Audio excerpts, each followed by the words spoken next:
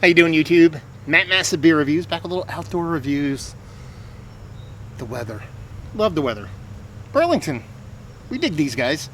A lot of distro in Jersey now, but it's been a month or two since I picked up one of their beers, and I popped in on a local joint down by me, Bourbon Street Wine and Liquors. It's down in like Phillipsburg. They usually have a really nice selection down there. And I saw this. This be Pyramids and Crystals. It is a double dry hopped lager. That's right. 5% alcohol by volume.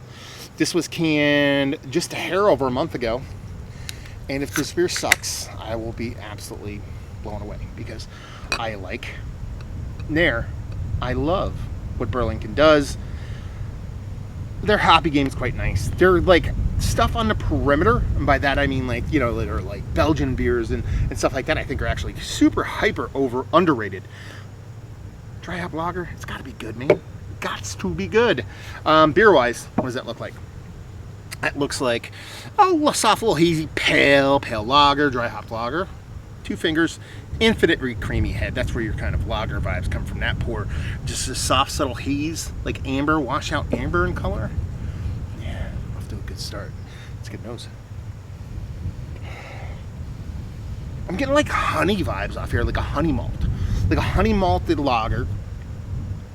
So like a honey malted lager with a nice kind of like, I'm probably going to lean into a soft, non-acidic citrus with a little bit of stone fruit kind of hopping to it, done and done. Does it come off like a lager on the nose? Not really, because it has this big honey characteristic and it has that kind of, soft little kind of hazy hoppiness. It comes off more of like a pale ale than a lager, at least aromatically, but again, I'm not complaining here. It smells like a bigger, robuster beer, something a bit more bigger. More bigger? Those are words we use. Than 5%. So let's dive in. Cheers.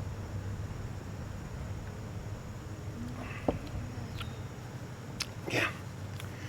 This absolutely 100% tastes to me like it has honey in it. It does. And not even like post-fermentation honey. Because a lot of times when you use honey, you know, honey contains, you know, it's fermentable sugar and it contains the same enzyme that brut beers have, so it'll dry out a beer. This isn't dry, it's relatively sweet, but it has this nice kind of honey characteristic to this. I would really love to know the grain bill on this because it just comes off as a nice, rich kind of super, almost like exclusively honey malted. I don't think that's what is going on here. I think it's just the way the beer kind of comes off. I get this really nice sweet maltiness driving the beer. It's got this soft little honey, relatively soft. My goat just scared the shit out of me. Nice honey characteristic that is big for its ABV, but I would say not overly aggressive in the grand scheme of things. And this nice kind of hoppiness to it that leans probably more citrus than anything else. I thought it was going to be a little bit more stone fruity in the nose, but it's more citrus actually in the taste, but it marries really perfectly well with that kind of honey vibe that's thrown off there. Nice bittering component to it, a classic kind of German kind of Czech style lager kind of bitterness to it. It pulls off the cool trick that some of these lagers do, which is it's both has a nice soft creamy mouthfeel, but at the same time finishes quick, so it's squeaky clean on the finish, but it actually has a nice texture to it at the same time.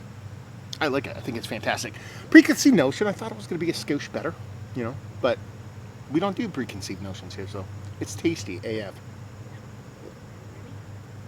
Now, if I drank this blind, do I think I would guess this is a dry hop lager?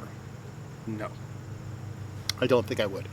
I would imagine if I drank this blind, I'm guessing I would call it a hazy pale ale with honey. That's what I would say, because that's the way it really does come off for me.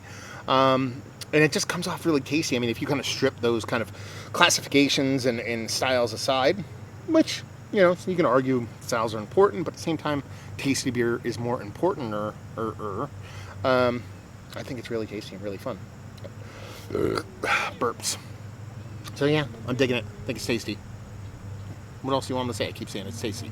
Let's talk about it. Is it one of the better dry hop lagers I've had? I was like, yeah, sure, fine, whatever. Is one of the better low ABV hazies that I've had as of late? Yes. A little bit higher in that scale, to be perfectly honest with you. You tell me this is 5% in a lager, fine, but I just say tasty because that's all I can say apparently in this review. Value and availability, I want to say I paid $13 for this, which is actually pretty damn good. And leave you with, if you like what we like this beer, Hazy pale lagers, honey, Burlington, chuggers, summer, pyramids, beer. If you like those things, you'll like this. There you go. Reviewing the books. Let me know if you had this, please, down there if you want to talk about it. Massive Beers if you want to check me out doing the social media stuff. Beer Massif if you want to check me out doing the whole podcasting thing. Burlington. Nah, I never interviewed Burlington. I tried to, but just never materialized. So hopefully you guys enjoyed the review. Hopefully you're enjoying this beer right now, or any other beer that's tasty. Hope to see you next time. Cheers.